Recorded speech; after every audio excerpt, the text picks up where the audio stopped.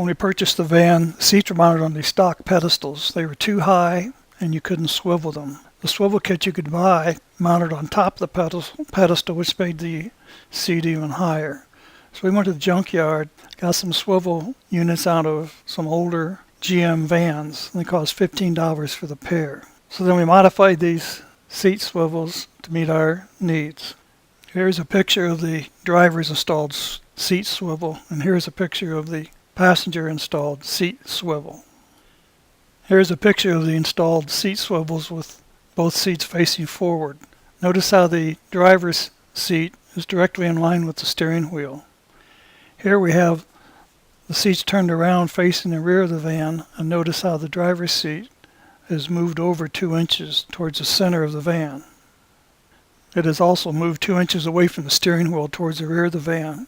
By moving the driver's seat towards the center of the van, we now clear the hanging closet to the left of this picture.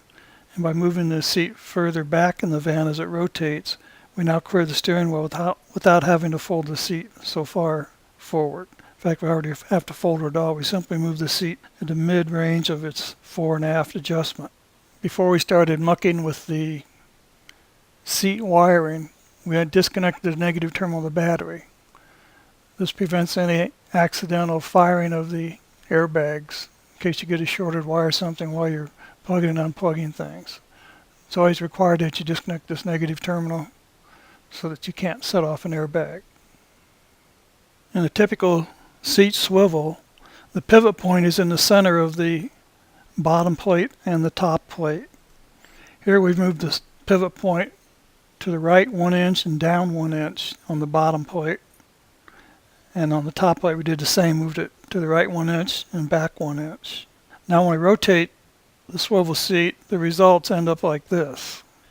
With the seat facing aft, we now have the seat 2 inches towards the center of the van and the seat 2 inches towards the back of the van, which clears the steering wheel and it clears our hanging locker.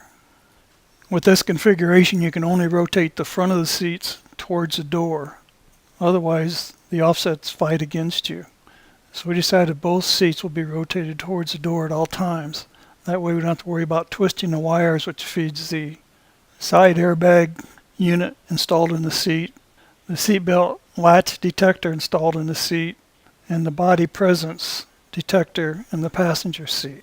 We had to ensure that there was still access to these connectors, which connects these seats to the body of the vehicle and control these accessories such as airbags, seatbelt detectors, and person detectors.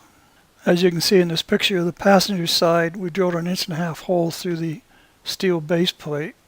Then we cut the floor matting. It's like 3/4 inch thick. We cut a channel from the bottom of the pivot point over to where this 1.5 inch hole is.